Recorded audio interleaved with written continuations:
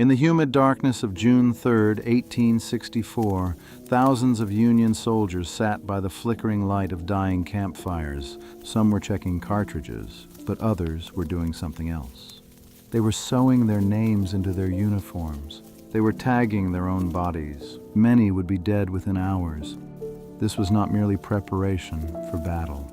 It was the administrative work of the damned.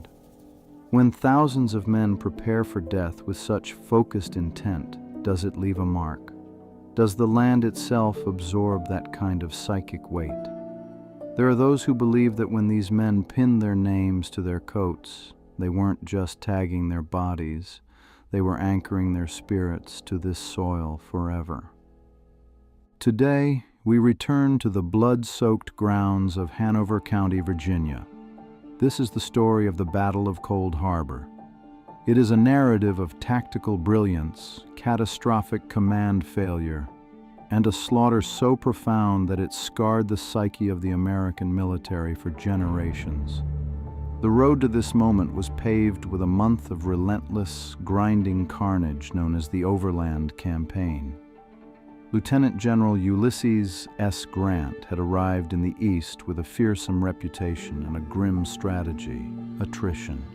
He would bleed Robert E. Lee's army dry, trading man for man, calculating with cold logic that the North could replace its losses while the South could not. For 30 days, the two armies had been locked in a deadly, stumbling embrace, rolling south from the tangled hell of the wilderness to the bloody angle of Spotsylvania, clashing and sliding. The soldiers on both sides were exhausted, caked in mud, and traumatized by constant combat. They had marched through burning forests where the wounded screamed for help amidst the flames. They had fought hand-to-hand in rain-slicked trenches until the water ran red. By late May, they arrived at a dusty crossroads 10 miles from Richmond called Old Cold Harbor. It wasn't much of a place, just a tavern and a few houses standing in the heat, but it was the back door to the Confederate capital. If Grant could break the line here, Richmond would fall, and the war might end. While Grant gathered over 100,000 men, expecting to smash through an enemy he believed was on the brink of collapse, Lee's 59,000 soldiers were doing something that would change the face of warfare forever. They weren't just digging ditches, they were crafting a nightmare in the earth.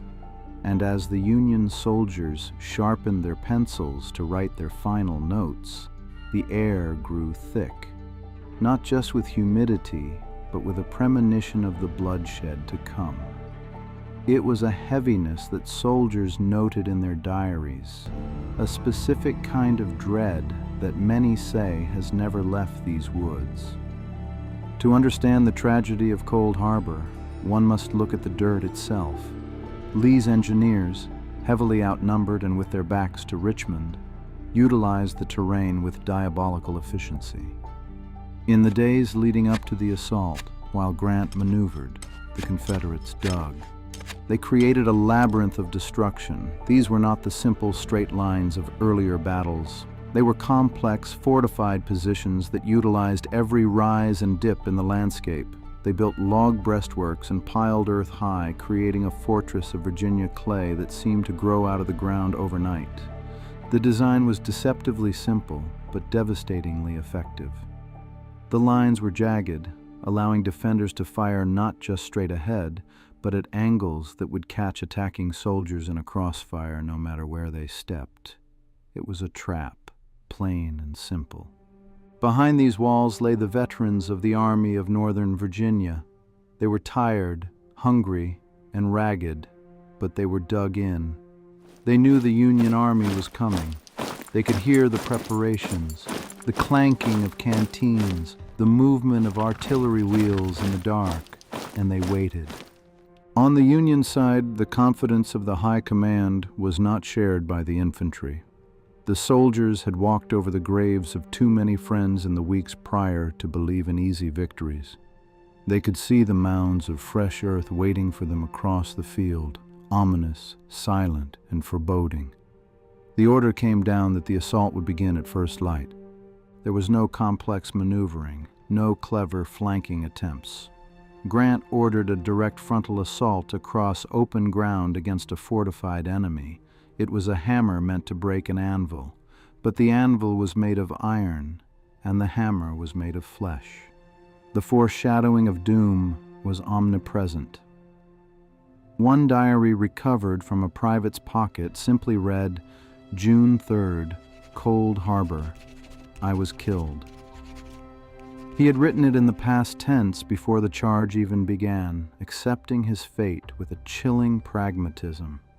When a man accepts his death so completely before it happens, does his spirit detach from the timeline? Does that energy remain trapped in the loop of that final morning? 4:30 a.m. June 3rd. A single signal gun fired, cracking the humid morning air. 60,000 Union soldiers stepped out of the tree line and into a blinding gray fog. When they emerged, they did not meet an enemy army. They met a wall of lead. Survivors described the advance not as a charge, but as men leaning forward, heads bent down, as if walking into a driving rainstorm. But it was a rain of iron, canister, tin cylinders packed with iron balls, shot from Confederate artillery, turning cannons into giant shotguns. Musketry rattled in a continuous, deafening roar that sounded like canvas tearing. For generations, a persistent legend has claimed that 7,000 men fell in just 20 minutes. It is a statistic often repeated in history books to showcase the efficiency of the killing. However, the reality was perhaps even more horrifying than the myth. The slaughter was not a quick 20-minute burst. It was a sustained, grinding hour of absolute destruction. The Union soldiers, pinned down and unable to retreat, were subjected to wave after wave of fire. They didn't just fall and die, they were trapped in the open, enduring a prolonged agony. Adjutant Sidney Muffley of the 184th Pennsylvania witnessed the disintegration of his unit. He later recounted the fate of Lieutenant William D. Williams. In the chaos of the charge, Williams was struck in the thigh, a wound that, in 1864, was almost a guaranteed death sentence. As the lines collapsed, the dead and dying piled upon one another. Muffley noted with horror that his regiment alone suffered approximately 180 casualties. The sheer density of the fire meant that bodies were struck multiple times before they even hit the ground. Sergeant Major Overland P. Benson of the 92nd New York described the confusion that reigned in the mist. The fog was so thick and the smoke from thousands of black powder rifled muskets so dense that men were firing blindly into the gloom. Units became intermingled. Officers screamed orders that no one could hear over the din of battle. Benson noted that the charge did not fail because of cowardice. It failed because physics would not allow it to succeed. No living thing could exist in the space between the lines. By 5:30 a.m., the grand assault was effectively broken. Nearly 7,000 Union soldiers fell in that first hour. The assault ended, but the nightmare was just beginning. The Union Army did not retreat miles away. They simply dropped to the ground and began to dig. Using tin cups, bayonets, and bare hands, they frantically scraped at the earth. They were pinned down, sometimes only yards from the Confederate lines. For the next several days, life in the trenches became a psychological torture. Sergeant John L. Hoster of the 148th New York recorded the dehumanizing nature of this stalemate. He wrote that to survive, a man had to become like a pack mule and a snake. Hoster explained the grim analogy. To get rations or water, soldiers had to crawl on their bellies through the mud, dragging supplies behind them like mules, keeping their heads lower than the dirt lip of the trench. To raise one's head would lead to certain death. Confederate sharpshooters watched the rim of the trenches like hawks, waiting for a flash of blue uniform or the glint of a canteen. The heat was oppressive. The Virginia sun baked the men by day, turning the trenches into ovens, and the fear of a counterattack kept them awake by night. The smell of powder, sweat, and death hung heavy in the stagnation. This marked the birth of modern trench warfare, a precursor to the Western Front of World War I, appearing 50 years early in the woods of Virginia. Sergeant Major Benson, who had survived the initial charge, wrote of the grim necessity of night burials.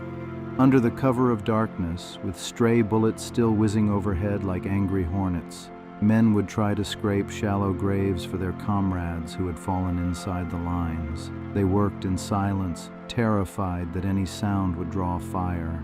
But for those trapped in the open space between the lines, there was no burial. And it is here that the true haunting of Cold Harbor begins. Not with ghosts, but with the living who were forced to listen. The space between the trenches became a purgatory. Thousands of wounded men lay in the sweltering Virginia heat, crying out for help. They lay in piles, trapped in no man's land, unable to crawl back to safety and unable to be rescued. This led to one of the most shameful episodes of the Civil War. For days, Grant and Lee engaged in a prideful political dance regarding the terms of a truce. Grant refused to ask for a truce to bury his dead, as that would be an admission of a tactical defeat. Lee refused to grant a truce unless it was asked for in the proper military protocol. While the generals wrote letters, the men rotted. Marshal Phillips of the 5th Maine Infantry wrote a harrowing account of the eventual truce, which didn't occur until June 7th, 5 days after the battle. By the time the white flags were finally raised, Phillips noted that very few of the wounded were left alive. The burial details found a landscape of horror. The bodies were so decomposed in the summer heat that they could hardly be moved. They fell apart when touched. The stench was so overpowering that veteran soldiers vomited as they worked. In the ravines, the killing had been so concentrated that the rainwater washed over the dead and dying, turning a deep, opaque red.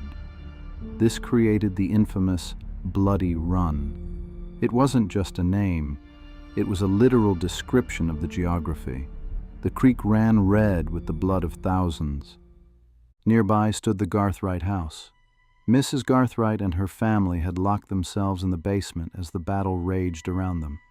The house was commandeered as a Union field hospital. The parlor and bedrooms were filled with men missing arms, legs, and jaws.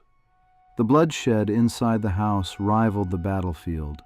The floors became so slick with blood that the surgeons could not keep their footing. They were forced to take augers and drill holes into the beautiful heart pine floorboards to let the blood drain into the cellar. Imagine hiding beneath your own floor while the ceiling leaks men. It is said that during those 5 days of waiting for the truce, the wails of the dying created a chorus of misery that could be heard for miles. Even after the bodies were buried, soldiers claimed they could still hear the cries for water on the wind. It was the beginning of an echo that has never quite faded. Does the land remember such trauma? When so much pain is concentrated in one place, does it stain the earth itself? Cold Harbor is widely considered one of the most haunted battlefields in America. The energy here isn't aggressive, it's heavy, a crushing sorrow that presses on the chest of those who walk the trails. The paranormal phenomena here are not just vague feelings. They are specific, recurring, and terrifyingly consistent. Down on the Visitor Center Trail loop, near the Confederate line, hikers frequently report the sudden, acrid scent of sulfur and gunpowder.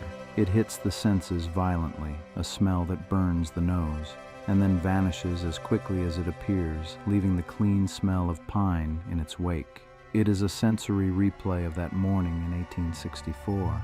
Others hear the phantom drummer, not a chaotic battle roll, but the slow, measured beat of a funeral march echoing through the timber. It is a rhythmic reminder of the thousands who were marched to their graves in these woods. Some visitors describe seeing shadow people, dark, distinct figures that dart between the trees or stand motionless in the periphery of your vision. They watch, they wait, and they disappear when you turn to face them. These aren't the detailed apparitions of Hollywood movies. They are dark voids, absences of light that seem to absorb the surrounding air. Most chillingly, EVPs captured near the Bloody Run are specific. They are not just static. Listeners claim to hear names being called out, or the faint, desperate cry for water or medic. Some investigators claim to have recorded unusual electromagnetic spikes in fields near the trenches, often accompanied by the sound of heavy footsteps crunching on leaves when no one is there.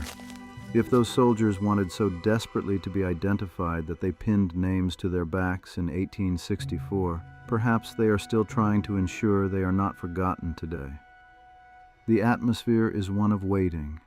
Thousands of men still holding the line, waiting for an order that will never come.